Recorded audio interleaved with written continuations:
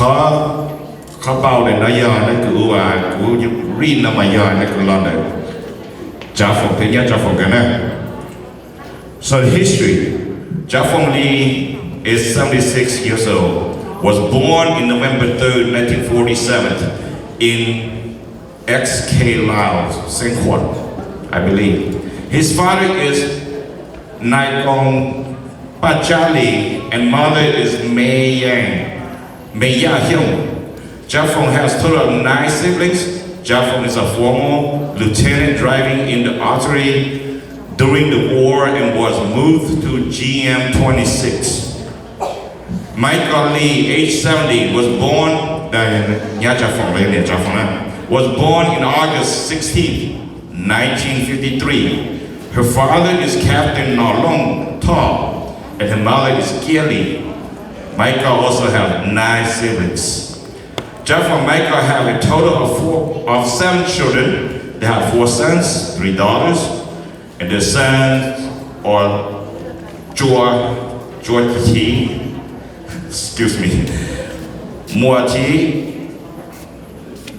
Georgia, Bobby, and Momong Lee. The daughters are Mua Shane, Goyu Palo, oh, show me, can't get a show the Mong there, what can you do?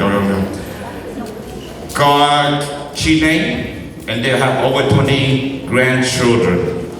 After the fall of the country to the communists in 1975, the Lee family became refugees in the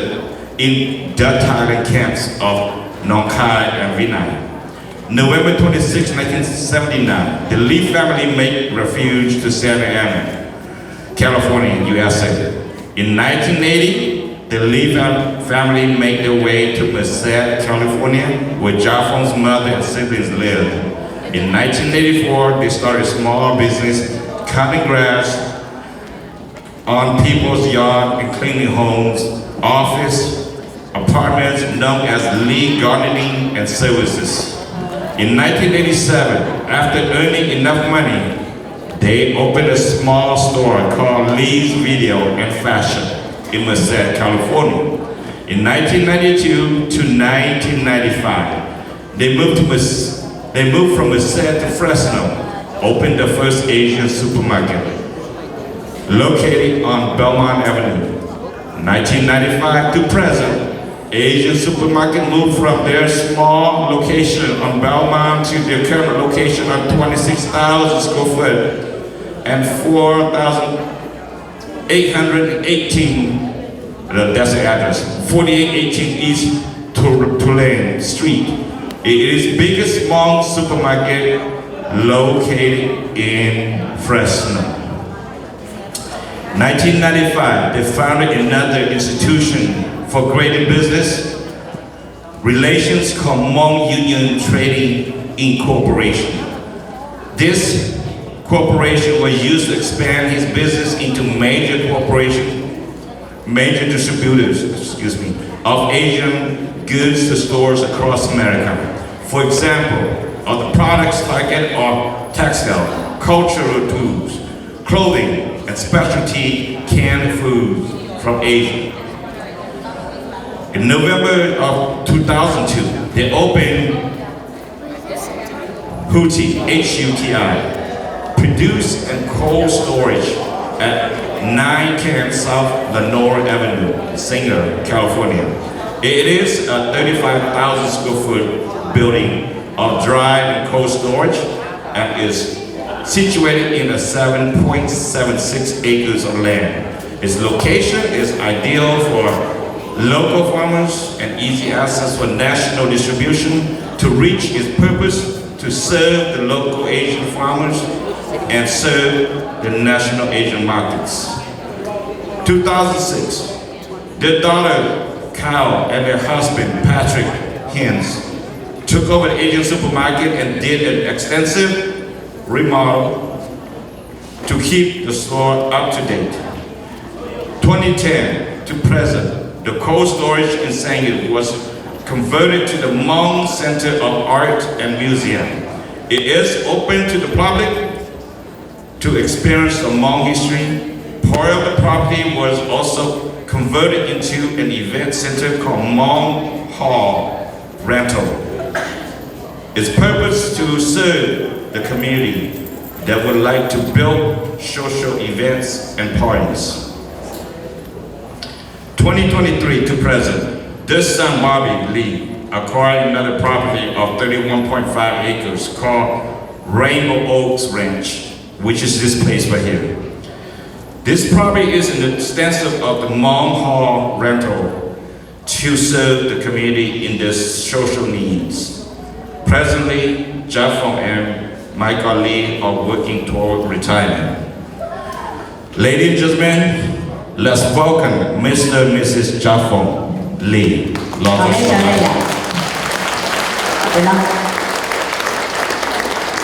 Rồi đây bà tôi đi nha, của tôi cho của tôi mới nên ra đây này cho mà cho nhà cho tay này ra đây bên nào này vậy? You guys have reached such a milestone in your life.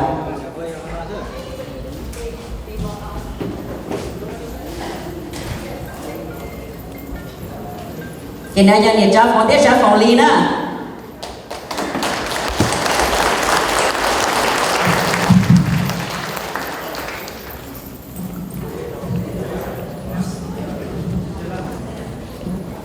Lần sau thì nào mình trình trai là nên trong độ cứ là từng nhất thì nào này trong xe này có vấn đề nào cô sa chờ cú bên này và mấy con đi gia đình trong phòng đi này này vấn đề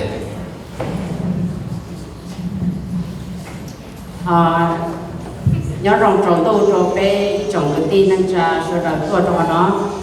cũng muốn tàu giả và để cho nó cho qua chuyện nhỏ lò hay lưu thì cũng cho hai để tôi được khen sức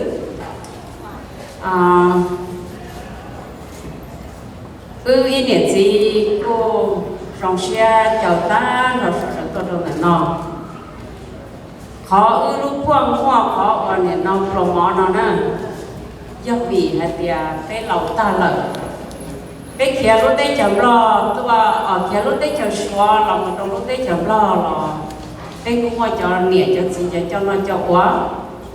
cái cũng là nhau chỉ khó chỉ chua cái cũng nhau im mua đồ sắp kia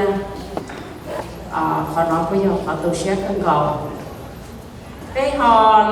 tôi một chỗ lúc đấy chờ bị cả nó chứ họ cái họ cái mong mà tôi nhau thuộc họ cái tên mình tôi nhớ tôi cho tôi chè nhớ tôi đâu không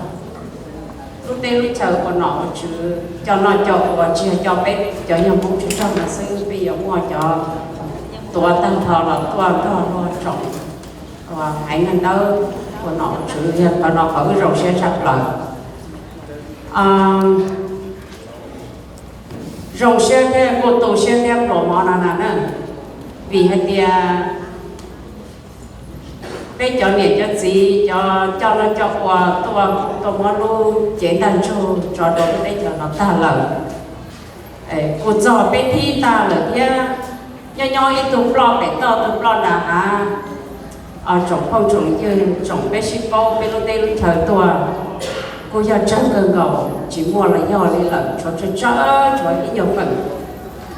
lô mỏ nó giờ cho lẩu tua bé cái gì mua cho lẩu thì nó rộng và nó chỉ tao chạy ít lúc phải đi từ chạy ít lúc trong trong hoa năng lẩu xứ rồi đi chạy cho lúa là xứ cô mua kẹp tôi xe gần gầu xa thì mua ở bên trong phải nhẹ một cái gì là lẩu là nhưng rồi trong nên tao hỏi thì mua hoài thì nếu sử dụng một non là rồi trong nên tao thì khó trong sắp là cú nô cho trả phòng để có lúc xe dùng đi giải thêm trong trả phòng hay tiền xã bọn tên cái tên ti xã bọn tên cho nó cho tên tu giờ tu chế và nó tên miền tên gì họ dùng đầu chế xã bỏ số đầu tôi xin tôi cho bỏ ít dầu vấn đề thổ và lên của hai lo nó chỉ số rong câu nên số đầu tôi dạy lúc rong cân cầu dạy lúc xe hở rong sau khi nhau ấy vừa tá cá bây giờ hay tôi xin tôi cho và nó chỉ trong là một cái tổ xe cũng muốn ra câu luôn chứ là đồ bán giải nó tàu rong cần cầu cô chờ rong quá chậm luôn tổ xe คนนี้เราสมมติเราเองหนึ่งคนซีหนึ่งห้องว่าชีเราหนึ่งห้องให้ โอเคว่าชอบว่าได้ละหายอย่าตัวพวกข้ามาเจียเป็นจะสิ่งนั้นหายว่าได้ซื้อถ้าเฉยๆเราเจียจะเพิ่มเนี่ยหายเจียแต่ตัวว่ากูจะสังหารท่าแท้เฉยกลัวหรือแท้ว่าได้กูจะหายนั่นน่ะกูทำเจอกูจะตู้จะย่าจะใส่จะบอกน่ะnên qua xa đây để bà ta ấy chỉ liệu hay là để vẫn lấy sợ là nhất là nó rồi thế cũng cho cứ nè là để sợ là nhất là nó để bé qua bây giờ tu cứ đi để bây giờ tu nhá là thọ chơi để cho đây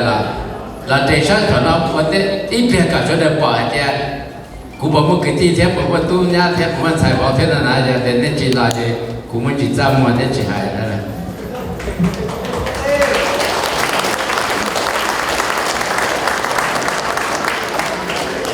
thì nó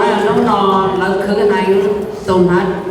chắc cũng thì tụi nó nên giờ nó sẽ phần chuột và tao lười sẽ dùng cho mình tu nhỏ sẽ để tao cho nên là cho cứ này nên tôi tao cho nên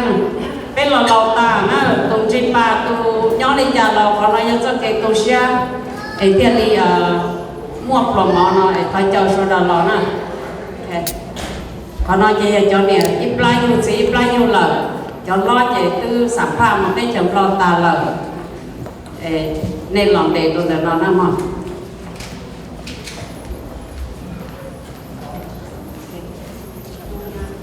ok trở đi và cú sa khi tôi nên cho để cú trên năng chỉ cho để sản bao thì cú trên năng chỉ cho một lên là tụi nó để tôi nhá chân sai bảo bì lý thế nhá bảo bì lý đèn qua thế lý sản lý chơi rong lý đừng phân chỉ toa trong tu lý tu trong lưu bên ta tu là nó chỉ phong dư lý nhá khả nó của tu mong lý nhá khả nó lý sản thế khao sơ ba nhá khả nó thế của chùa ở tu cứ xử lý ảnh hưởng lý thế là lấy lý thế chỉ chịu phân nè để rõ người tua nhá khả nó thế cú quan trọng thế bảo ông cú tung mà là nhá khả thế cú quan trọng đó để cho đó là cho đó bao thì cú family thì cho bọn nó sẽ chạy cú chơi lên nó áp bài giỏ tàu theo một giáp tàu đó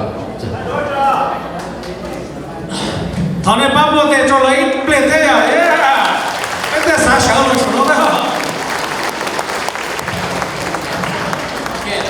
thì thay đổi thì là để tiếp theo là thay đổi rồi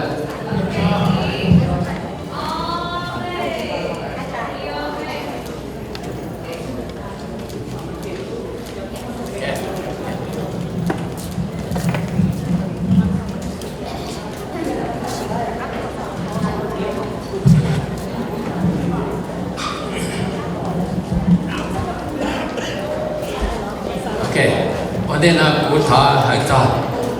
và đã trong này trong gì trong cứ trong ti trong phong trong dư thế cho nó cho quả và cho thở lu sạch thiên nào cú yêu chỉ tuấn nên số này bên á cú phải hơi tròn nên số trời này chỉ mà khen là chuẩn nên số lên số tủ của tôi nhau thở lu chế nó chế hậu nói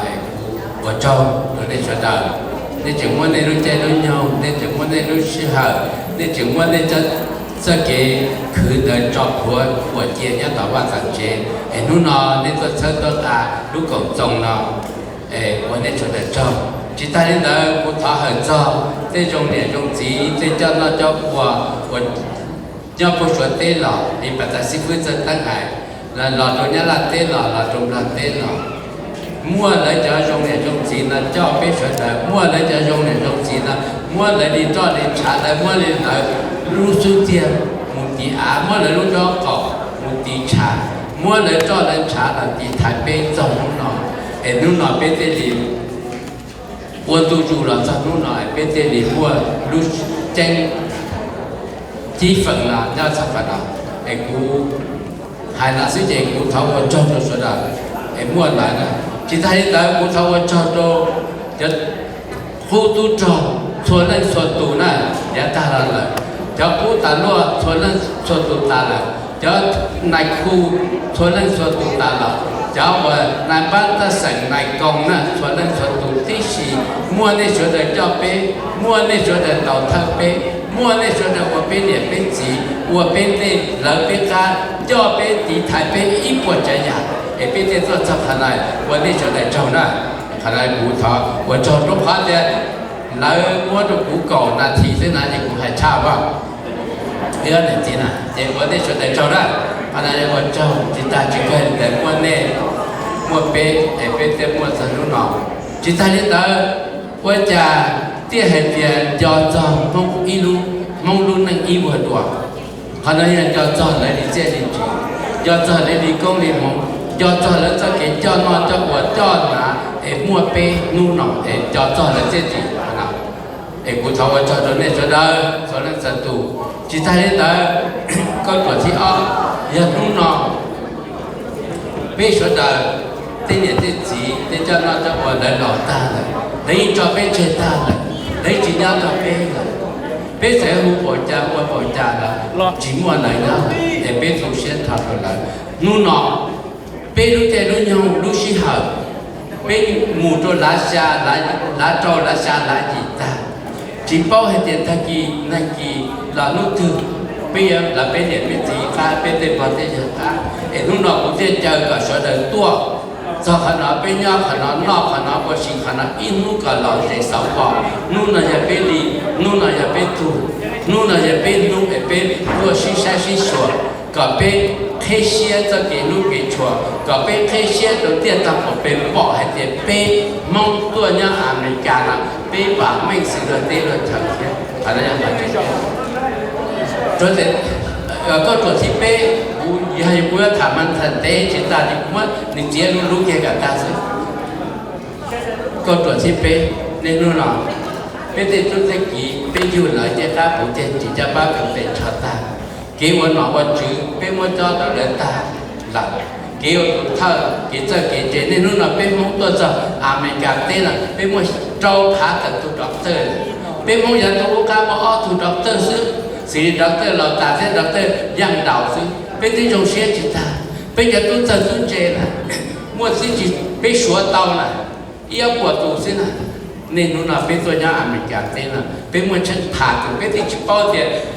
trời tàu bác sĩ lời là họ nói gì thọ gì này nè giờ khi nhà là sư học tàu cho doctor là số tiền giờ cho mua cái gì khả năng giờ họ chẳng chơi dùng xe rồi nè lúc nào bây giờ lão chú chủ việc cho nên chơi tiền nên lúc nào bây giờ này chơi nên chơi nên tàu doctor là giờ tàu master tàu u tàu đào tạo để lúc ta tàu tên nào bây giờ quan hệ gì bây giờ cho lúc ta là tụi này là bây giờ cho tụi này vật tụi sao cho bây giờ cho tụi này vật tụi cho bên mong một cái câu chuyện đó là thế cho chúng hay thì bên nhà bên gì đây bao thế giờ lấy chỉ chân đâu chân chân lấy chỉ chơi đi nè chỉ mua được gì đi nè chỉ mua bachelor đi nè chỉ mua master đi nè sao đâu chỉ mua doctor được gì nè ta chỉ bên mong nhau là đó bên phải sao nó thì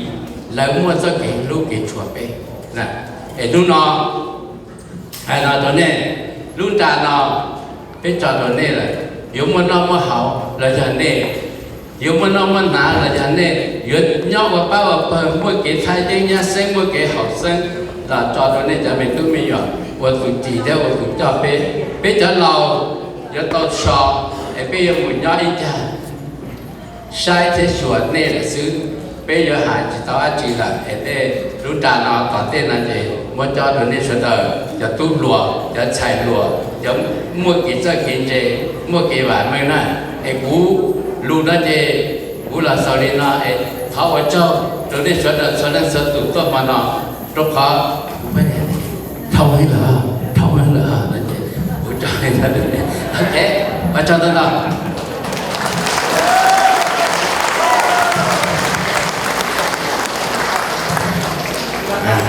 我做呢，做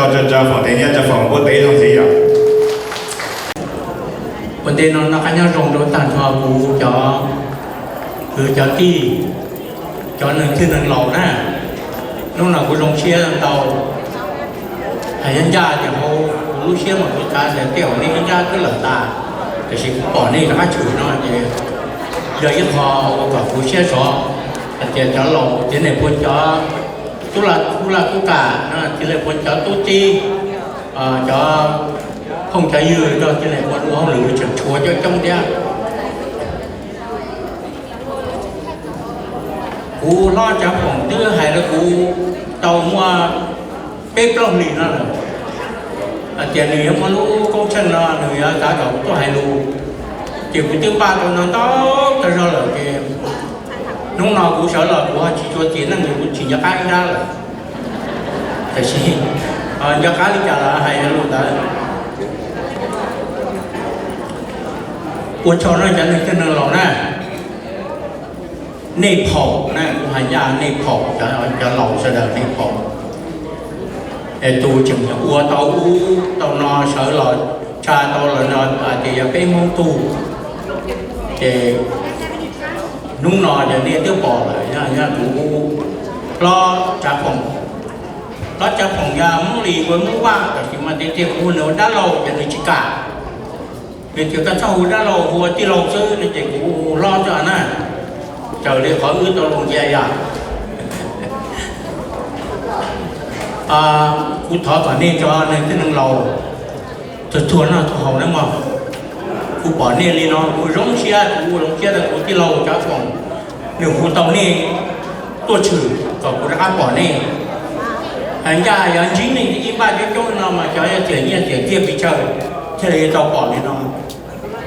thì lúc nói giờ như họ cú rống xe cơ cú tàu nó để nên chúa chờ lên cho lầu nên xí lu nè do chỗ cho nên muốn đi phổ cho mùa tạc ga lẫn mà lên phổ chỉ nên phổ nó chỉ nên lúc nào là của ta chỉ nên đồng chế là của ta nên tuần chín lần đó tụ cho nên ít chữ ok là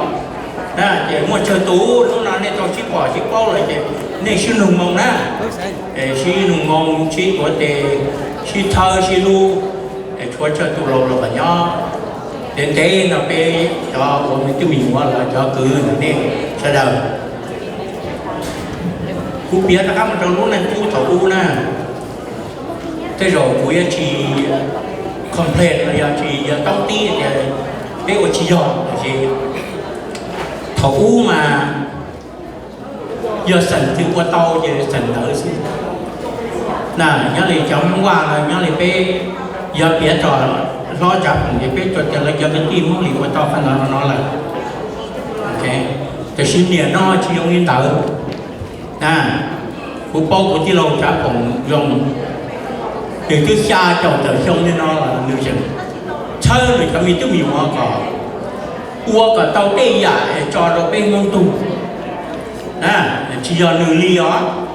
ชียหนึ่งเจหนึ่งลีอ๋อหนึ่งหัวเราก็เป็นมงมัวตุยังลีตัวอย่างย่อมในการเต้น้อยเจnhớ được lúc chết chờ lên nó chỉ cho bao giờ Fresno chứ Saint Paul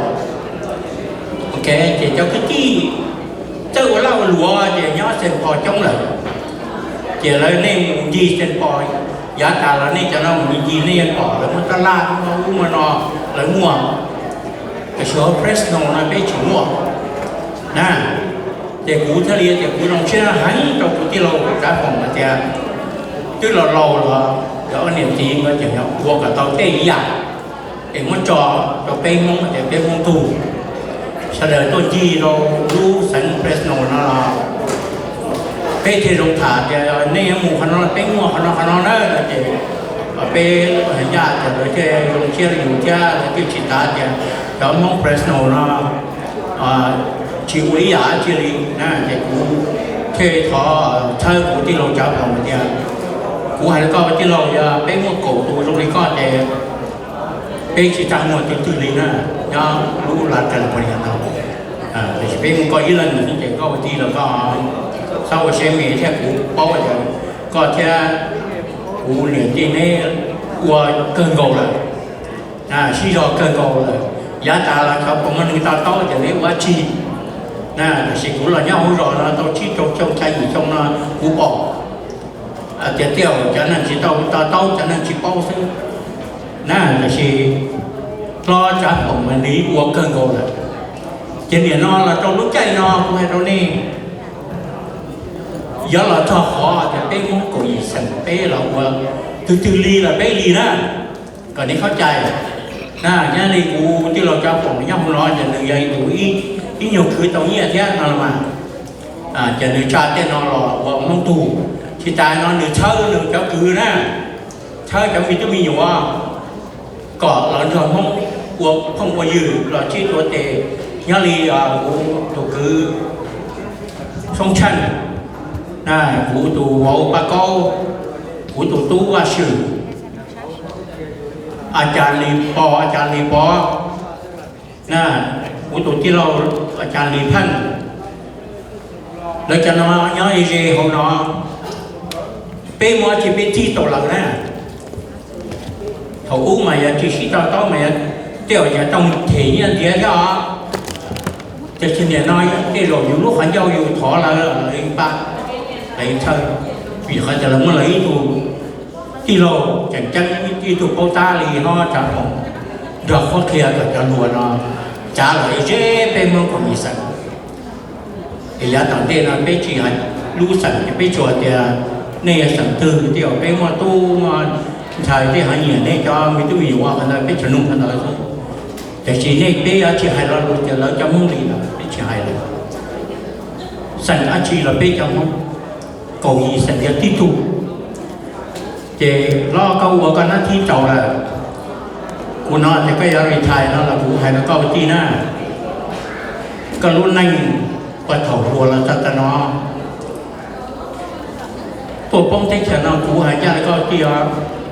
กูชีตเราก็คือแต่กูป้องจะก็คือเกินกว่านี้ก็ยังมัวกะลู่ลื้อหรอสาเดี๋ยวยกเลยจ่าแค่มัวหยาเราได้มั้ง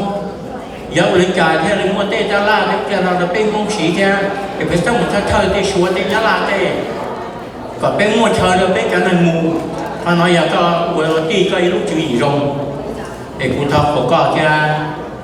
อย่างที่เนี่ยเดี๋ยวเราเรียนนอนเที่ยวชิดตรงนั้นให้เราก็นั่นที่เราจะชิกูให้เราก็จะอวดโชว์มั่งcủa trò ra có ở rồng thắng là có dù là lấy chủ không có dù là lấy chủ không có dù là một cái chủ cứ thì của lấy có của nó sủng khuôn là cái dù tàu thì lúc đây thì cú dù qua ví dụ như mong để cú tàu của tê giả tê mong lúc chỉ mua co là cho mình nhiều lấy tuổi cho tê nói chia cho tê mong xí tàu nè chỉ dụ ý lần chứ chỉ dụ qua tàu dụ la liều plát là dụ để tàu qua tàu như nó là quẹt nó có qua ti thì cụ bôi thì cái lúc khi lo lo cái là ra thì đi nó sẽ là tây của cái tròn nè tây là đồng chia ở cái lúc chú ýอยู่đây thì rồi cho nhau đi coi chỉ tao to chỉ cứ trả gì có theo bôi thì coi cái tụi mình chia lo coi cái tụi mình lúc cứ lúc tiเกูทายกูก็จะจ้างเขาเป็นกันยังนอกูตัวแล้วไม่กระวนเองกูจะให้ตาแล้วจ้างเขาที่ชี้เดียวเราจะบอกกูจองมากูจองได้มาเจนังคือที่พุ่งลีวันนี้จองนะวันนี้จองรู้เดี๋ยวต่อเต้นมูกูบอกจะcho mình tôi nhiều ông không lì đó là sỏi rồi cho bên mong của cứ một tin đó là cho bên mong này đó là của nó của chưa mua cho trong tù mua chó giống của tàu nè non là này thì của hải đông nè cho nhau nói bên mình nó sạch chứ này phun tàu ấy là được của nhà nên chứ của bao giờ cái yếu chỉ tàu trong lửa của nhà là thì họ cho nên nó lúc đấy cho nó nóng là cho chỉ mua làแต่ชีท้อก็อีคอจะไอ้กูยังสอนดูละกูบอกละกูร้องเชียท้อก็จะเป็นกอีฉันของเราชีรู้สึกหนึ่งฟ้าเราหนุนเกียเจ้ากูว่าเราหนุนจอดวันนี้เราเกิดที่นั่นเป็นชีรู้นะมั้งเป็นชีรู้เป็นว่าที่ตูเลยใช่ไหมที่น้องนอมูคือจึงว่าชีตั้งทศเลยป้าตั้งทศเลยใช่ไอ้กูท้อมั่งโอกาสมาจอดเราจะหลอกตั้งทอนี่ยังอยู่อย่างที่nhớ là cho tới khi nhóm mà xem ý tưởng rồi thì này quân chó nhớ sạc cái metro là mua nè cho nhớ lửa lũ tên là cũng mà nhau nó tàu tủ tiêu gọi chỉ tà chứ để cú hai nó nên kìa cho lũ chạy là dù khe dù cho mì quá vậy cho kia kìa chế năng nó mua đi nó giờ cái một thằng này sao thì lần giờ lần đi thì cái gì vậy cái chẳng đến đây cái chuột cho sao hành cho luôn ta từ từ đi là cái gì tàn họ nè em tôi thay nó nên cho một điều gì cho một điều nó nên là cũng cha trong ngõ này nó chẳng trong vậy cũng thấy là nó gỡ điều gì để để luôn cho nên trong này cũng là cũng mà hay rồi nè nó chẳng còn cho nên chứ nâng lâu đi bé lo là cái tổng bé ở gì mà nhà bé chỉ này quân bé cho phụ tục cho nên cho chữ nâng chứ nâng lâu sẽ là nhá sống tu để quay nó có cái gì vậy thọ quả bé có gì chẳng mong nhá sống tu giờ bé cho mình nhiều anh em để tên là bé hay chỉ tao đi tụi hãy tụi chim long thì thọ quả cho lâu rồi mua ít lúc bảo hộ rồi thì ít ta kể là khi bên phong Russia cái tin hôm nọ để giả câu cái tin của nó giờ cái khoản chẳng chân mà bên phong Russia này giờ có để cụ thọ cả tin này con thế cho nên tin nó rồi mua công mong là chơi có cái tin cha còn điểm mình nhiều có chế nên ta nó còn nó phá hậu này nó nè còn coi nho này thế rồi đây còn tin kia là của bên tì của bên này bên tì nhau tùy tới các trò lửa chê đó có nhau tùy ở để mua chỉ bên tàu hồ co tôi bên bỏ co thứ bên trên lồng xe rồi để thọ có thế này tì nên na tì lúc nào lâu là giá thời nhiên là tao nhia giá tao cũ cả tao có lo trảผมthế trả tiền cho mình nhiều na để business thế bên nó hay là mua hay là chơi hay là lo nè để thọ có cái tì thế này tì nên là tại đây con tên không là mù về mua chỉ là có họ lưu bê có gì sẵn theo bê sẽ để đi tu của bỏ thì có cho lúc họ cho họ kế rồi thì có cho về họ còn những tin này tin muốn làm tới bản tí có giờ bê mong để bê mong tí của họ rùm rồi bê trong mong thành họสุดท้ายเนาะเป้คนอีสานเนาะกูทอก็ที่ในคนเนี่ยสอนนอนเจียรอนะเป้มุ่งต่อนี้ชวนเนี่ยกันเรานะชื่อชิดาวเลยทอก็นึกว่าตีนี่เนี่ยสอนเราเนี่ยเธอเนี่ยรู้นั่นก็นั่นเนี่ยเด้นะรู้สันตาเตาเนี่ยเหรอรู้ชิดาวตากูเนี่ยที่จมูกที่ชิมุนันป้ากูเลยจ่อป้องตาเจชวนเนี่ยชื่อจังบัวเจlợi tôi lo tới chuyện là gì của bà chứ ai chỉ tao tao là chỗ này là thứ cho tổng cái này quân lu này chuyện năng lu ban hình mình đó đây cũng không là có cái này quân đó qua Najong louder Najong not good enough one more time this is a celebration Najong It is a pleasure and an honor for me and my wife Hope to be here and celebrate with you and to give pay our respects and our congratulations to Shafang and Michael. Thank you very much. It's a beautiful place that you have here, and we thank you. One of the things that I recall is that how many of you have been in Fresno since the 1980s? Raise your hand. How many of you have been in Fresno since the 1980s? Okay, very good. One of the themes, the theme for today is remembering Hmong life of a historical era. You've been here 4 generations, 40 years. 40 years, and I recall in the 1980s reading in the Fresno Bee and in the news about a new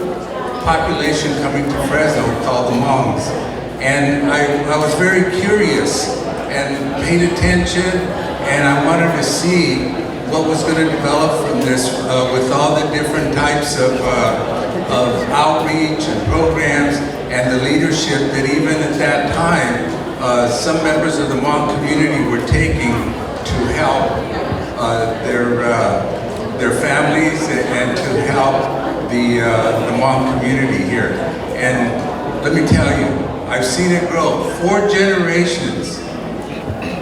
have come here. 4 generations that we're at now. And I really believe that we should give a big round of applause to each generation, because as each one comes forward, it's elevated.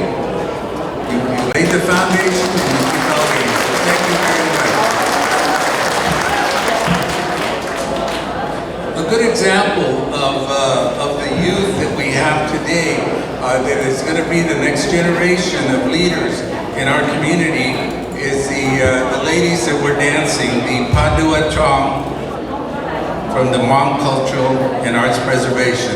Thank you so much. Stand up and lead the crowd. That is your next generation. That's your next generation. Thank you so much.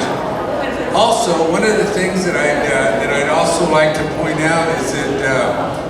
many of you I met in the 1980s because I was invited to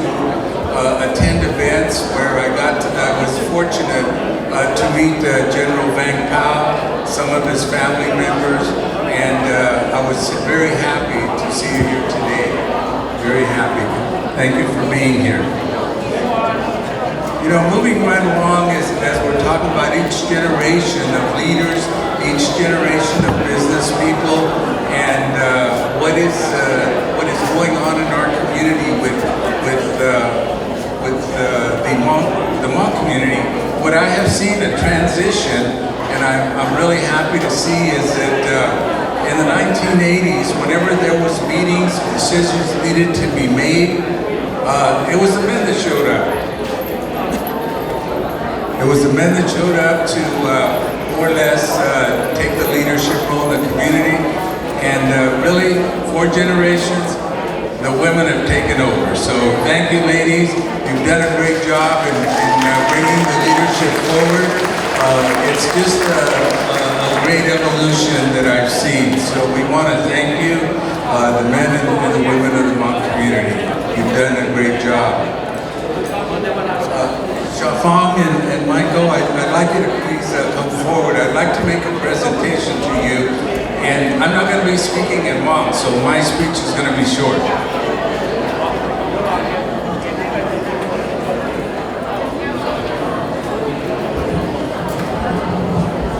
One of the privileges that I have as being a member of the Fresno County Board of Supervisors is that I can proclaim a day in honor of a person, an organization, or a community. And today, I want to tell you that it's my honor. I have brought what we call as a proclamation. It looks like this. I'm waiting for them to come up. But what a proclamation does is that it will proclaim in their name and in their honor a day set aside in our community in Fresno County in their name and in their honor.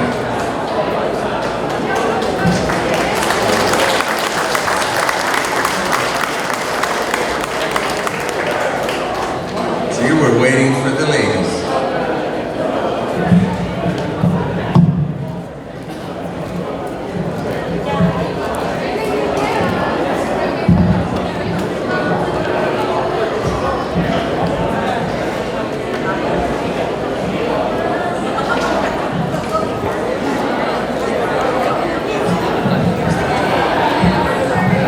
This proclamation basically summarizes everything that you've done in our community and the help and support that you have also helped not only the Hmong community but Fresno community. You came here with a dream and you have done more than that. I've heard stories of the help that you've given to many families, some of them that needed help for one reason or another, but I've also heard the tearful stories of families that you help when their loved ones passed away. So I want to thank you for that. Those are things that don't get in the newspaper, but that's what makes you the kind of persons that you are, and we want to thank you. The last part, because the history has already been mentioned of you coming to Fresno, coming to the United States. The last part, as I mentioned, it's we're proclaiming today in Fresno County, your day. Today, it's not called Fresno County. It's called Chafang and Michael Lee Day. So, therefore, it is my honor,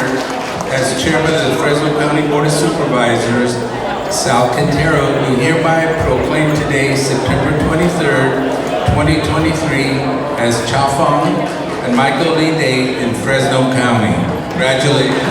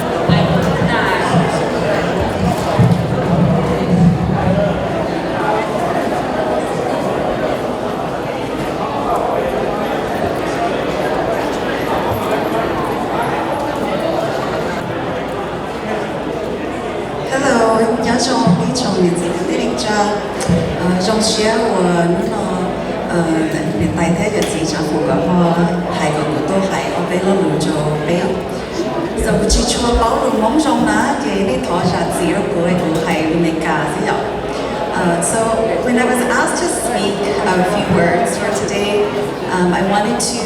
reflect on my family's journey here to America. And so I'm going to tell you a story about my life.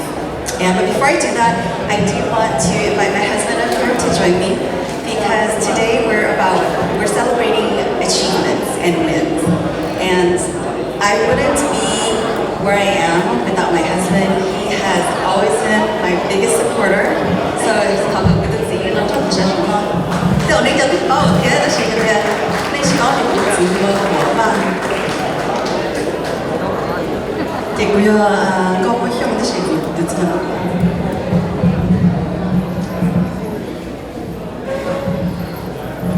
So this is the man that has been with me through the wins, the achievements, and the losses. So I just thought that it would be very important for him to be up here with me today. So I'm going to try to keep my story short, but I think it's a story that we can all relate to. So when I was small, my mom would tell me a story. She would say, "Có một bố hay tia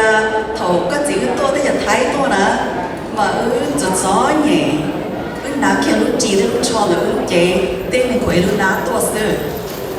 Thế so bây giờ thấy thằng này càng nói gì, thầu cũng điện hai đứa lúc cũng nè. Picture chúng tôi hay là rong minh gia đó, cho con tên thằng đó mà nên chỉ mua internet thì ta sẽ nói em cũng sẽ không muốn mua một video này ạ. So thằng con này hay là tới cũng gì, cũng như mua chơi một video lấy for picture không cũng được nữa. Cho mà mấy đứa này nhìn nhẹ nhìn đó, so rồi nhìn cái phong tới mà mình như trong mình nghĩ ra một vị này ạ. Vậy mình sẽ nhìn mà mình muốn làm lót rồi á, tất cả thằng con này biết được cũng gì. Much story trong movie trong cuốn nữa. So, when you're better with the teacher, now you know the job, when you start there, you watch the picture. So the go back to college. Thì cũngต้องnóiเขาเลยจะไปพูดกันตัว International Office of Migration. เรา IOM. แต่อันนี้จบแล้วในโป๊ะดึงไป IOM อย่าง So 頭嗰เขา嚟做 IOM， 即係同對住一雙。Either off hoặc bé nữa thì cho điện sự mong tất cả tôi cho cho tôi nhưng cũng không mong tại vì tôi cho ý tôi to là bị trả nhau hồng thì cũng to bị trả lắm nhau hồng là thì ai mà lấy to để refugee nó mình không nào sao. So I was so fortunate because I was able to work with refugees coming to the United States when they first touched American soil from the Los Angeles. And we chiếm bóng xỉu, from the Bắc Ninh to Lão Đô mà, nó mình nhắm là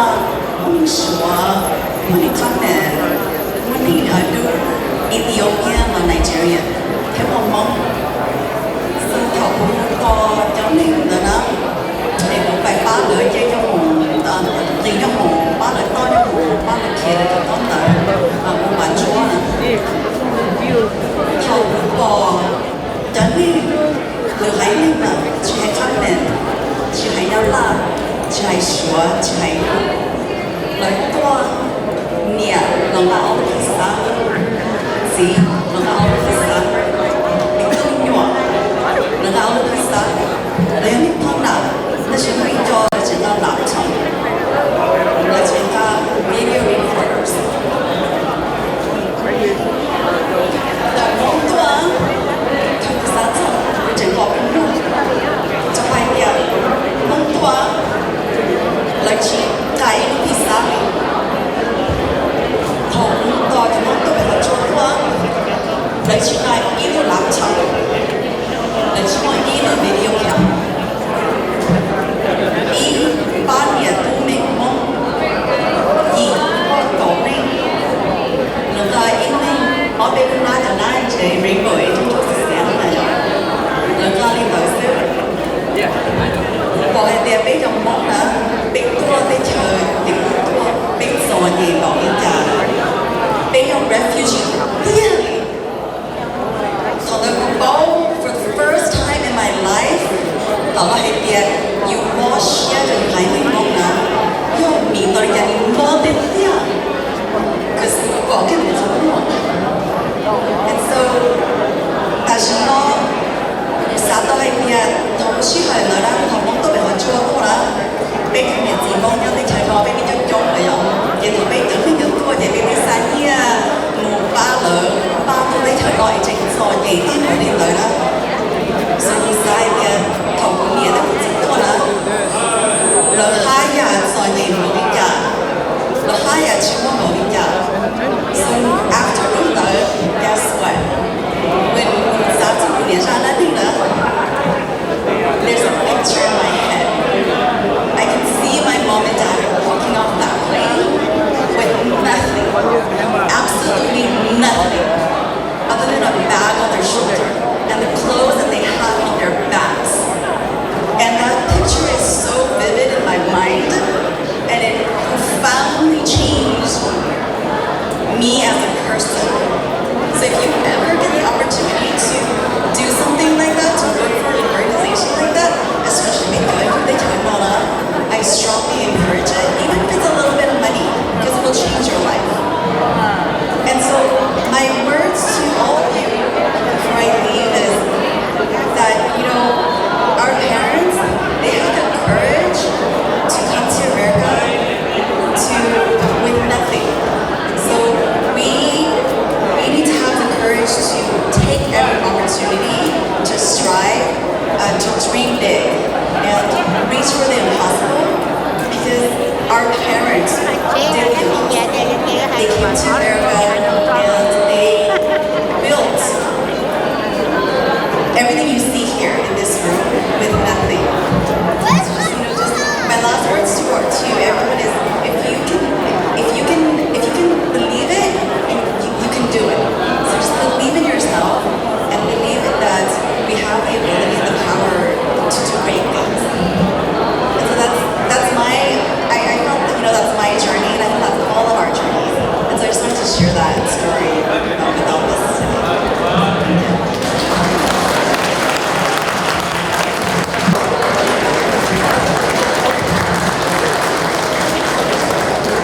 nhớ rõ sự là nhớ rõ chân niệm chân sĩ đã cho nó cho yêu thân nó bị cho hoàng dương thành thọ trong xuyên của nó cũng của nó đi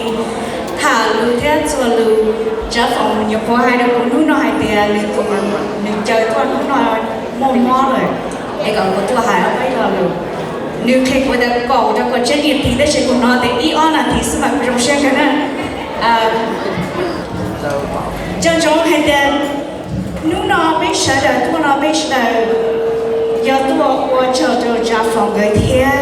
đó là cú sao tôi cho nó cái trả tụi mình nhiều bảo thế trong họ bỏ lỡ qua hai lần sáng cái thế chỉ quan trọng đây sẽ là tao có thua cái này đó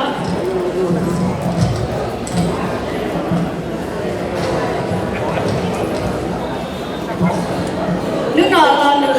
là nhỏ cho mong luôn này remembering our Hmong history and life.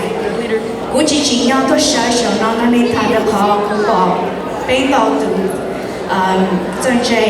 Tsheej là mua cho bao kia là cái chai là mua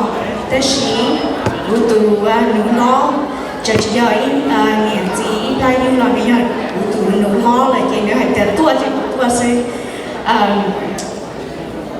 ý của tua sẽ bên mong từ tua nhỏ tập lâu cho nhị xong ý của tua sẽ bây giờ mình tụi mình nhỏ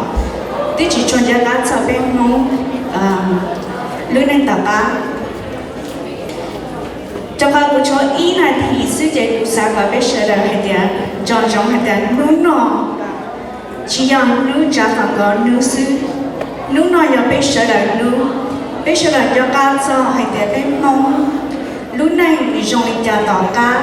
lúc này mình dùng để trả tài sản nó thế lúc này mình dùng để trả và toàn tệ cho bây giờ you may have learned about Martin Luther King in your classes. Well, we have General Ray Powell.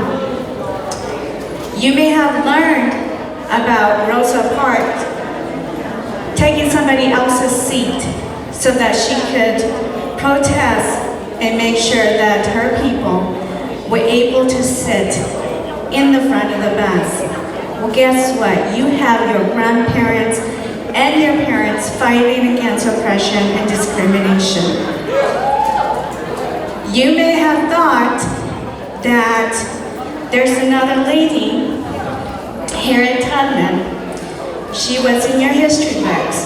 and what you learned is she helped the slaves escape to freedom. Well, guess what? Your grandparents, many of them, helped save so many of our Hmong elders and Hmong families into safety. So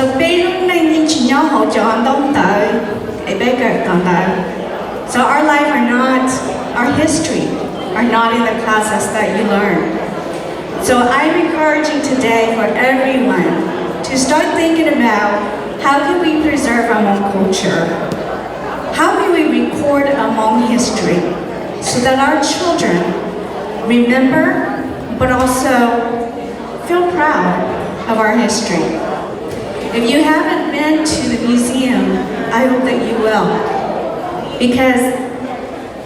Japan museum you need to know which one was second shadow which one. Niya iko and the kid of it you to me then the kid of it shadow of it forget. Cái số gia tác sở bên lúc nâng tập á tăng cao bây giờ lò tua hồng nó cũng trong xe bỏ nên sơ đà cho khó nên nhà bây giờ phải you guys are heroes so ta sẽ nó cũng sẽ có đến bố thầy rồi tăng cao bây giờ lò nhà hồng nó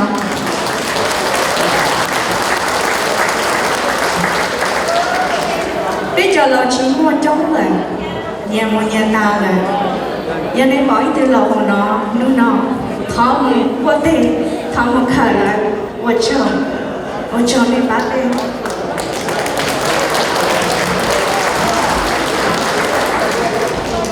So I don't have much time, so I'm encouraging every single one of you who sat there to show the content. Lọt có thể một cái picture được ship ban, có bên hải này mong bên history, bên cho lưu, bên cho culture, our language, còn it's up cho khỏi bên cho mình tụi mình nhỏ, giờ mình cho ta được tụi khăn nhỏ anh chị, cái ta rồi này có confidence đó, nếu muốn đó lúc đấy sẽ sẵn là nếu có được tụi khăn, thì nhiều muốn sợ đó, thì nếu có sợ được biết sợ là so today, cho phong, nếu tôi chỉ mua Hawaii, rồi nếu tôi chỉ mua ít khó để rong, nếu nó nếu cho bé tôi thì nó rong chậm là nè. Để cô cho đến từng ngồi vô của mà cho sẽ chậm là. So today we are celebrating all of you in here. Because when I was telling our history to my little daughter, and she said, Mom, were there any survivors from the war? And I said, yes, honey. You see all these people at the New Year? Those are all survivors. So for those of you who are young, these sitting here are survivors of the war. And it seems like we are doing very well. And I hope that will continue to do well. So cho cha phòng thế nhân cha phòng thọ cái này nó cá nhân trong tất cả họ cho biết cho lò không nó thọ cái này sẽ nó cá nhân trong ấy móc cá trong một tuần đây nó sẽ có chắc. 老师我做我都参加那种不如学的我到哪边了非常的，但我做在那我在不地在后站有那些做给可能就生意变得不都做，我要那路边要几户钱的那个我们也都理了呀，这路边那家庭的我有一个 field operation assistant 做那个跑天，要是马路的路啊，husky 里。lúc bé chưa thì nó lỡ qua xưa thì tôi liền nè thì là chỗ này anh bỏ qua đi cho chúng tôi theo bao á chắc cái gì nè cô này là bỏ tôi thấy rồi rồi nó bé trong tôi chiều là thì cho bao sầu ta là phát triển sai tu mà đi cả về này tôi chỉ ít tu mong muốn là chế độ vang bảo từ này tôi mới chịu sẽ đi ra người tôi sẽ thả tụ người cả thọ với phụ tôi giờ này tôi chỉ cái này là một ban người sợ tôi của mình thái bắc cho bắc cái này gì但是被政府保嘛人的三节一张内了班的女的 citizen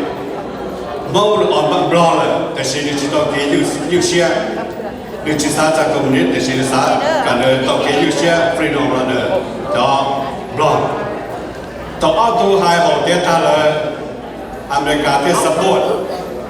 หมดพอหมดซื้อพอว่าพอเยอะตัว supply manpower จะตุ้งจอ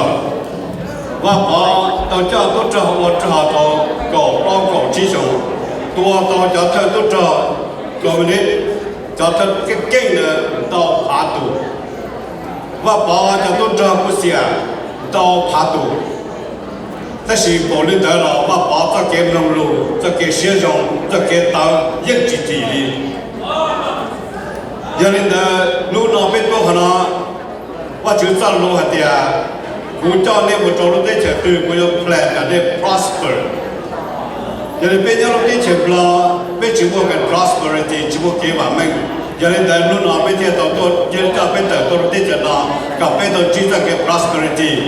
giờ lúc này ý mua và trả sổ thế nha cái hạt trò nó giờ ít khó chỉnh cái chặt lại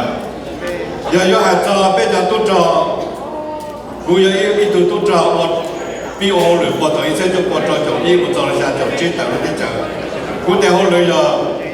八的人，我的人做嘛做多，这里帮的还同人就知道，这那边帮人我知道，没有就班钱给我嘛做，也不叫帮有不多的啦，别多的这些，不只不是这了的，怎么讲呢？这些人呢，不三十路那一个人到了这个地一直要变到就不知道，变的变子变多的不我包，搞不变我的变要我包了是呢。 ya chiwo beto na mo ba chiwo beto mo ba la mo de tai chi chi te ka chi kya ya le da bu lo sia to pa tu te nya ka celebration no sa cha mo e bo remembering the long life of historical era la ya pe cha mo lo na i wo wa ga i kho cheng cheng chỉ mới khó từ lòng chặt là và để bây giờ lưu xin cho rồi bây giờ siêu tổng cộng chỉ trong nhất thì bây giờ chuyên gia là giờ vì tiếp tục cái siêu cái cuộc đời của xe của trường cho nên là lúc nào là tao cũng dám bỏ à bên mong giờ siêu giờ siêu cho rồi giờ siêu của xe của trường bây giờ tôi ít ba lên làm mồ mà bên thế giới bản mình cho bên mong history cho bên tên nó cái trường giờ chỉ là bỏ chỉ bên làm gì đó một freedom rồi bên tên tao tao tích chữ freedom nữa cái này là của châu tôi sau còn nó tu thiên gia tạo ra chữ khổng công luôn đi còn nên để hôn đời nên lúc chuyện gì hay là châu không bây giờ hôn đời tu thành của cho bản tên nó là một chuyện là đi sổ để story nó để bồi dưỡng để cho họ đồng chấp lại là rồi và chúng ta nói để đi ra cả lúc đi trả để đi lúc này để có sự tác hiệu này giờ nên sẽ phải là lấy đi chỉ tôi sẽ phải đi xem một cái chỉ trả xong nữa để tạo chữ khổng công nên chỉ để cho được liên quan đến quốc gia kinh tế ở sơn đờ hay là chia của tụ hải các thành phố bây giờ đấy ai cú tháo thì cú trốn này để cú lúc bây hoa thì khua cú tôi ai và khua ta chỉ nó bây giờ mong thì nhớ tới cho mình cả nó mua lúc còn hậu cú mong thì USA ai cú ya tụ thơ là tụ president đấy để nó rong xia cho để nó trả phòng theo trả phòng vận đàm đó cho cái tin nó sẽ đợi hai bia có cú tôi hai non lù cơn cầu là dòng sợi chỉ là bé chạy cái tin cho nên sẽ đợi để khó thấp biết nó cú yo address giờ nó đang ý một đoạn bây giờ chỉ hình tế đó chỉ cú yo hai mươi gì vấn đề chấp lời cú sa no hai bia bé chạy họ nó nữa bây giờ nhau họ nó cua chỉ hai nhỏ ở nơi nó California nên bây giờ nên tôi từ lúc stay tôi tháo nên sợ bên kia sao cho tôi từ lúc stay tôi thank you cho nó cho tôi thấy chơi bên cả tôi nữa để tôi từ lúc stay tôi từ lúc tới chơi nên là tiền tôi còn nó tháo nên sợ sao cũng bỏ tiền tôi Canada tôi mua để đồ hạt tươi lại bên một trò nên có Canada tôi thì chỉ ta để tôi thấy tôi cũng được quậy tôi thế có sợ sao tôi thấy để tôi trong xuyên nữa để thông đến ta cú xã hay ở bên là đồ nút nọ cho bên recognize là họ recognition bây giờ tôi sẽ đánh banทหารเจาะข้าราชการที่เจาะตำรวจยอมในจอมเดินเจาะเขาหรือต่อโจอีเทโจปวดยาโจจีโจไปเจาะหน่อยจะถือในเสยเป็นวันติดตัวนี้เดี๋ยวน้องเนี่ยนี่ก่อ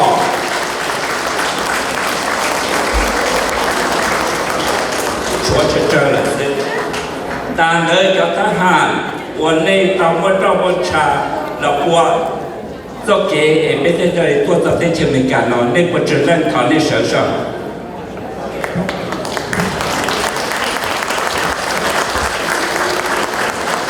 rong xuyên nên sợ được tôi cú hải ở tu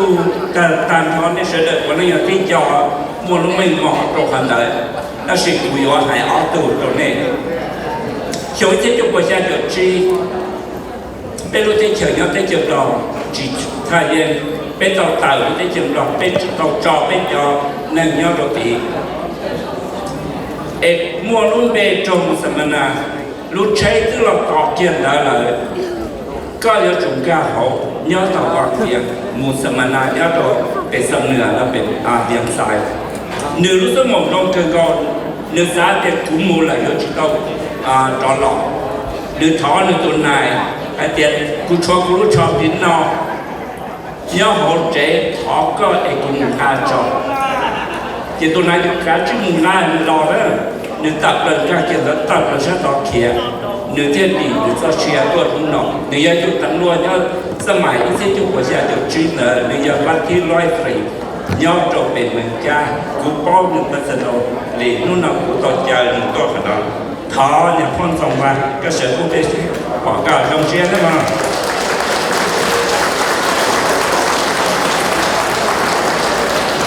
nếu như tôi lao là ta xin nói nếu đi tao xia tôi nhớ tới chuyện mình cả nó nếu như ba mấy chục mong mấy thế ít của thọ ít $1 đừng mấy $1 của thọ ít tiền đừng mấy tiền chỉ mua là đừng năm đi là liền nó đi là muốn nhiều là nhưng mà cứ thầy tập bên rồi ở trong đó này tụi chị ông bây giờ tôi thấy chuyện đó cho bên nhiều bên gì bên là bên sảnh như này còn cho bây giờ nhóm lúc tới trường thì cho nhóm chúng tao ra điều chi nửa thiên đi mùng cho bây giờ mùng cả hai rồi chùa thì tao bé dùng nhóm chúng tao nửa thiên cho bây giờ tôi nó tới trường thái để cho tao liền có thể phá của ta thua quật phải thịt tới trường thái em lúc nào cũng có sự đồ liền chơi liền tôi gặp bên trường liền tôi đã nên bao thầu lúc bên rùa bây giờ lâu chứ tôi là số cơ của xã còn tôi sẽ được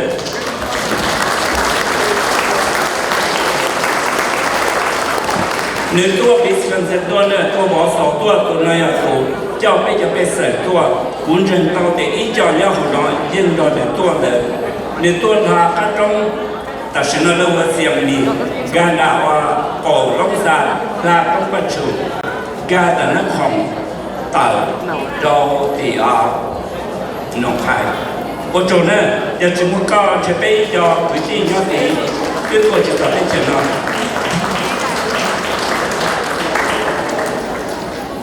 cố hành như nó cố chỗ áp cố hành rong xe nữa giờ nó giờ chữ nên muốn trong trà tua mua lúa tết chợ giờ bên mua lúa tết chợ ta nó em bên chuyện nhau cho sát lối thủ nên tao tao phần em thủ ta là cho sẵn thì là để tao sẵn thủ sẵn em ta là bao nhiêu từ trong nó giờ bên nhau là ta sử dụng được thành công để lấy sao vậy giờ bên ở cho qua tổng là tao đến muốn nhiều nó bên tôi ta cũng including của tụi khen nữa cũng hay một tao đâu phải chỉ phải chơi đó là họ speech nó tôi share hình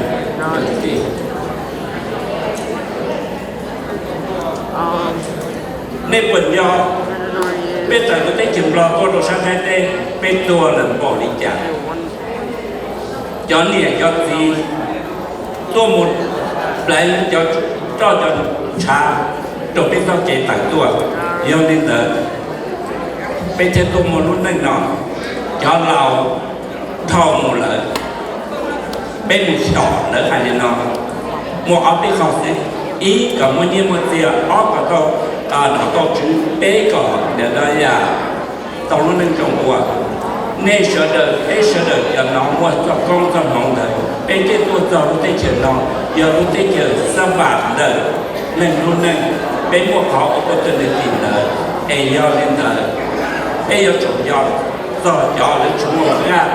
tua là phải này còn đây cũng relay là nó trả phòng thiên hình tin cái mua họ có tên là tìm nó giờ còn nó tin nó là giá to của nhà ít lên mong lì của cho được mong lì trả phòng nhon được nó thiên là đi thiên là chuyện là nhon được nó nhiều ba bên chuyện mong giờ này giờ ba em để cho nhon được nó khen ta sử dụng ba bắt đầu bên cho mong học ra sẽ bên chuyện mong lì trời sợ chỉ tàu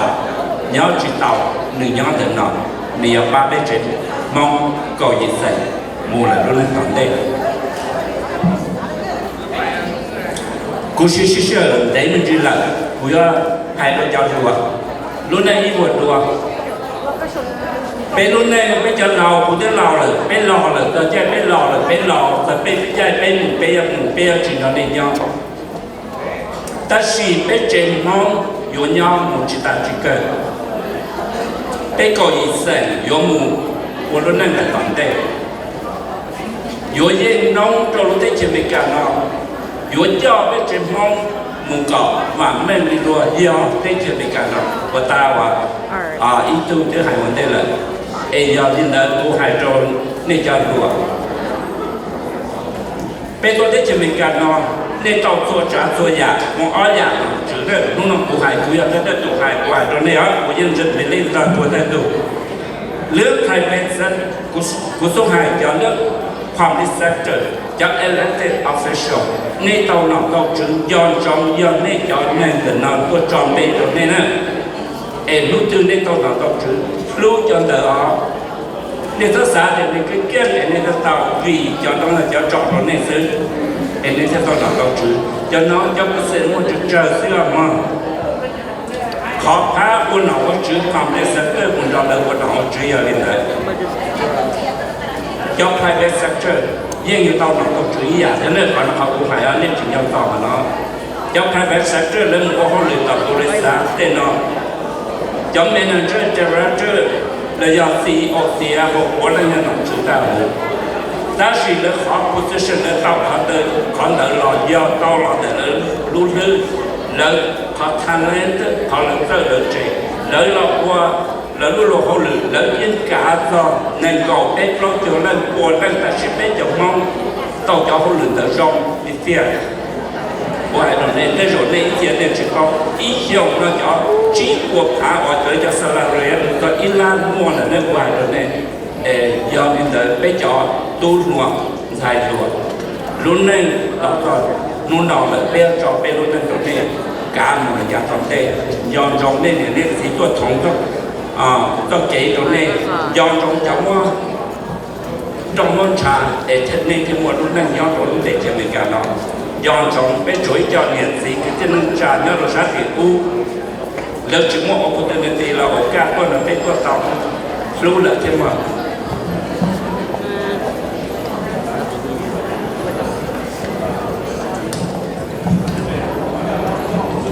Okay. cú khó closing để nó cú sa thâu cho speaker của ta nên tôi hành được thân là nó nên hai ta ý của trái nhà rong bê trồng không vấn đề sẽ được trồng cú sa ego của ta đó tên thông đi hay ở bên lò đó tên thông đi bây giờ tụ của ta này có hai con tới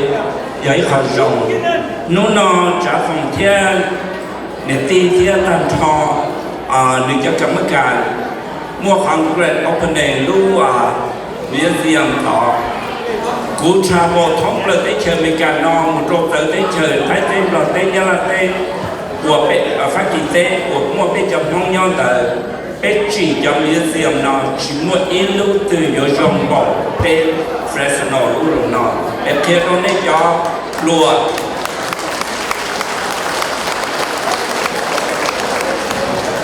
even though bên trong Minnesota bên sát bên West bên mình talk about qua lúc đến xem bên những chỉ tao lúc trong thì nó để cô hai đứa nên sẽ đợi cho đùa nên sao có bên nó nên giỏi nhẹ tao rộng nên tôi muốn tụ họ research read everything là do tôi tổng nên xem đó thì sao có tổng dụng hẳn đó của encourage này nên em muốn biết chúa tây chỉ mua của chúng mình hẳn đó là lợi nên một điểm nhớ là tây chỉ mua rồi nó ra đây nên với một điểm thao sư khó read những chỉ muaตอนน้องว่าไต่คนจะอยากเคลียร์เลยตรงนี้ได้ตั้งคุณเขาโจทย์ว่าเราต้องทำดีแล้วจะได้การเขาหนึ่งให้พันนาทีคนจนเรารู้ว่าแต่การสปีกเกอร์เลยตามเลยคุณเขาโจทย์มันจะอาเดียเป็นเจ้าโปรแกรมเป็นเจ้าให้ดูย้อนจงบอกดีจ้าเราจะชิมวันนี้ยังชิจงเขาก็จงในตัวโกเต้กาเต้นู้ตัวนู้ป้องในสันน้องอีเราหลุดจงในสันปออีขอจีbây giờ được giáo hài nó khởi ý ó lo lụt trong cho một sĩ trộn này điều này cho một kia này cho nên gió được khó rồi bên lúc mình diệp ở nào đấy mà để có tháo trộn nó đi qua đấy tôi tháo trộn nó cho sponsor chỉ ta chỉ cho những nơi Asia super marketซื้อตัวตัวในสปอนเซอร์ในวันไหนก็จะอยากว่าจบตอนนั้นในตรงนี้ everything ก็ต้องขนมเราแต่tháo cho để nó giả những cái thế đó là cho tôi không thể nào nên khó khăn nên bây giờ dọn trọng để我做到那些的lúc này đi một đoạn nó từ bây giờ được thâu là gì gọi ít bộ trong thâu lọ là cho nên là nhớ tôi lúc tới chừng lo phong đỡ sâu cũng ta chỉ chúa ý giả đã chỉ tôi có cũng sâu là vì lấy cho nền cho tin cho đời ta chỉ biết con chỉ lúc này nó để chờ mình cả trong ý kiến cho của gia đồng chí là tao từ nó biết phong đỡ trực tiếp phong thứ mà cho lùa cho nền cho gì bây giờ chỉ là nên sâu phong đỡ đời nên xã có phong đỡ mình nên mua ra nên ra đã dành cho cái phong lúc này của rồng nè chỉ khó rồng nè được thua lục logo khó qua khó rộng để nên thế giờ ít tu hero nhau trong bên phòng tới ít của trong này còn đây mỗi ít tu yếu là số phòng tới tới để bên tua để chờ tình cảm nó có ít của trong học bí cho học cơ do trong bên nhà ta tới mình có glass bên trong không có thành tu có không nhận sự họ có cần là biết chủng không thống lợi đối với trường cả thống lợi đối với tê nó của bên xuyên cả lùi kia của các bên mong và mình especially May God bless America. Thank you.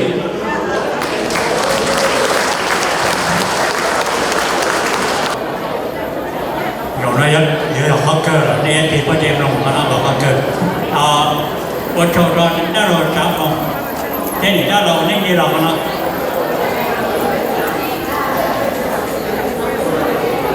cái cuộc chuyện mà mấy nhá nó hố để lịch nó tới chuyện mà bây giờ xã hội cơn rồi để cái chuyện này thọ hay ở bên lò đủ rồi này cho cái tin này đã lâu còn thấy nhỏ này rồi họ nói bây giờ cha con đều有意的动物，而且呢係點講咧？那我撞到你係撞喺邊度路，學出升級啦，冇晒係喺邊度路咗，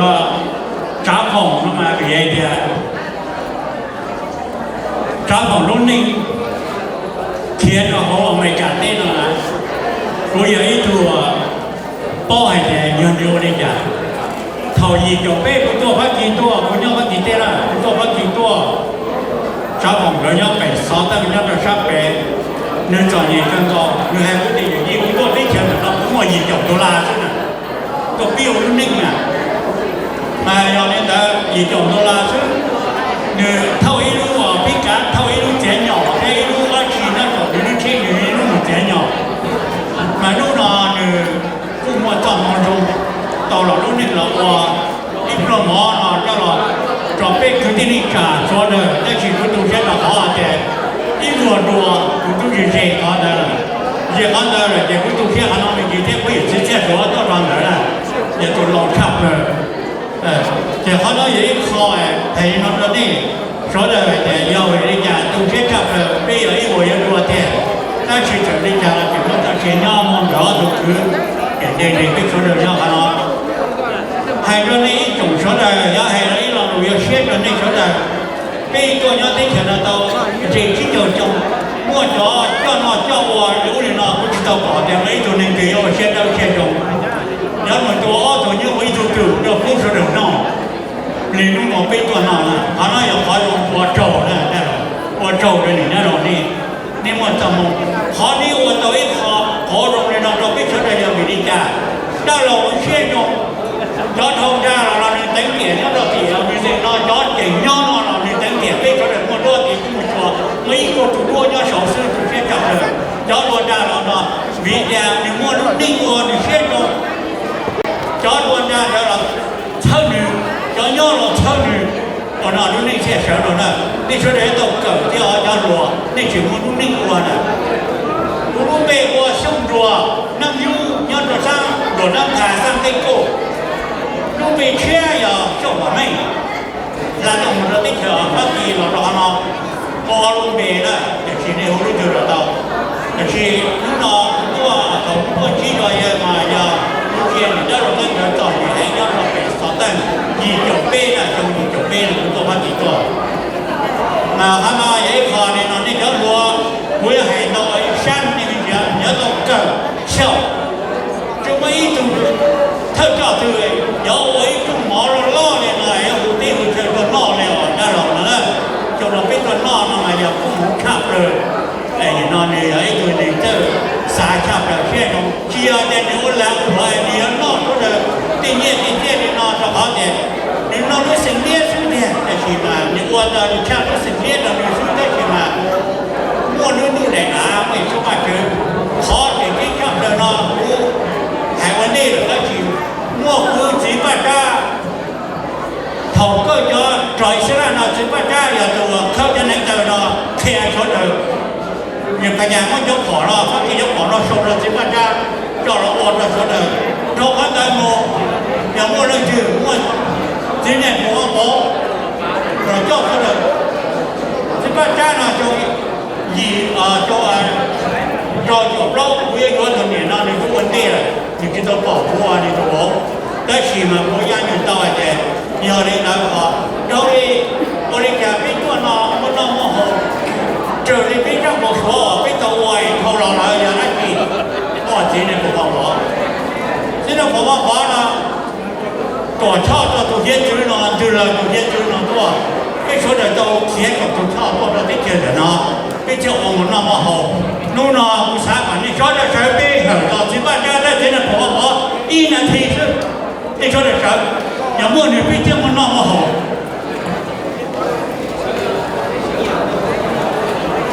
rồi là chúng tàu họ nói vậy họ cũng không rồi là cho chúng trò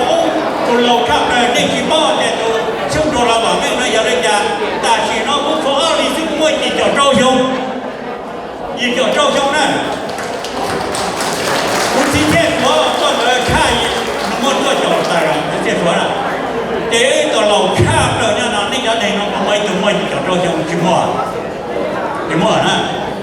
trong cái thứ trong rồi để nhớ nó mà nếu hãy là một cái từ xe để im một đua để tàng kia ta chỉ sao được trong xe thì phải từ nhớ nó theo dùng xe đó khá là nè thì mà đó chỉ hãy áp biết là dùng chơi nó sẽ cho đi mua lúc chả cái chơi chỉ hãy biết là đó nếu chúng ta chỉ để chỉ mua những cái nó phải complete nó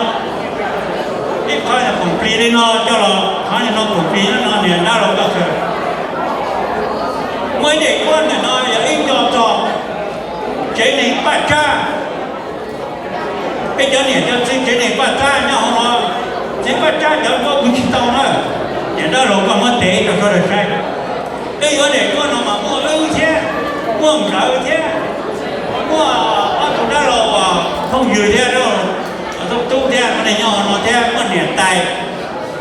số tụi nó này tụi bỏ ra đó rồi cái trong một này rồi có sai sai đó mà sai tiền thầy bố có sụp hộp có trung mỏ nó mà thọ có ba chữ bỏ hủ đi có những có mà ra trong sẽ có thể giỏi rồi nên người đó lòng rồi lấy con nọ chưa sao để câu xe chứ bỏ đó chỉ là nó có bỏ tiền chỉ nên sẽ có đâu có ô cổng đi đeo cổng đi sư này giá chỉ tao đi ra đấy là nó là cổng đi có nó thì mà nhìn nó mua đó rồi con nhiều đó tôi để xem biết tôi có phải nó không mà để đôi nhau nó cũng mất là họ theo hỏi xem biết tôi giả để họ lo về nói giờ chỉ lo như hao chỉ chăm giờ đó ít gì là một trăm là nó liền tay bắt cha liền tay chăm giờ một cho cái chân nhẹ nhau chịu không nó này để nó giờ ít sợ hòa lát thả hoặc thì nhang là hòa đã lòng cái để bây giờ cái tu giờ gì này lo ru hay cái chén thì nó nên sẽ thọ cả lúc gì cho bây giờ một trò chơi để nó có thể là một on là thì bên là thì đấy cái con này có phải nó đã lòng rồi còn khó sầu rong xe mà cái trái cái từ tua nó lại chia hay cho là đấy sẽ bên lúc chạy lúc rồi bên xe tranh lúc chạy lúc trong này sẽ một thọ ở ba chữ tê biển tê gì của đàn ta này còn cho đời chơi ba từ đã lâu thiết từ nhà rồi có rồi đã lâu thiết từ nhà rồi họ cứ tàu nó tàu khổ ấy bây là bây sạch cho đời thiết tàu nó tàu khổ đến lúc nào thì của dùng xe tàu ấy của tên lẩu trâu thế của ba chữ trâu thế và để đã lâu cái trâu thế nó mà bây là những tuổi cái cả xe tôi nó tôi hỏng để tiền nó mà tôi cả của gió nó ít nước đã nó dấu xe đâu chơi thao cả là thế ngay để mà cho xe cũng cho nó sự tại đây thì chơi chỉ có tay chỉ có con nó đấy bây giờ câu mà đâu thì nó bên chỉ cái xe không gì đó để qua trong đó đã làm thế nào khi ta nó chơi có sự cho tiền mới gì nữa cho một nông định cha rồi cho nó tiền mới gì nữa cho bớt đây đi cho nó cho cứ tan thọ đã lột đã thủ thì cho nó tay thì cho nó được có có lúc có mong ai rồi để có sát lại cái này cái đi nó sẽ cái sổ cho nó như thế mà nè mà cho nó đúng đấy chỉ ra đúng như đúng cũng rất có cái mà ra là thế này ra là và cho đúng nên sang cái này and then on behalf of the Ecuador and the Jafong Lee Foundation, Long Asian Supermarket, Nuna Bay, cho tao này cho cứ tiêu phong bao nhiêu vấn đề của cha cho nên số tụi tôi này nó bé chúng mà đã chỉ bé là cứ cho mua là hai tiền là cứ yên tu rồi cho nên xứ là để sao tụ xe anh nung nó biết học lúc thâu xứ này à khó bí xứ là khó sáu nè khó bí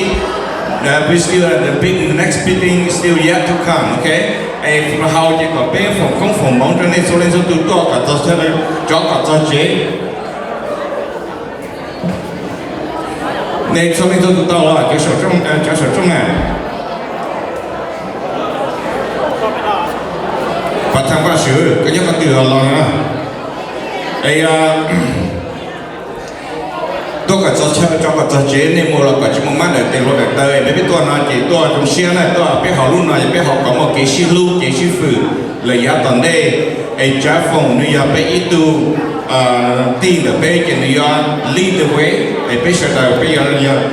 cho người ta cứu chọn được cái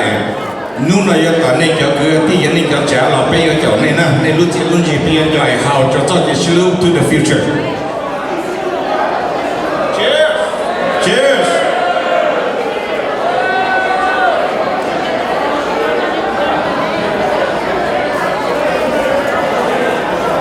Và sự thia và thà sông trên cho cứ cho tí cho nó cho trả nó một nó cụ nó mò vậy.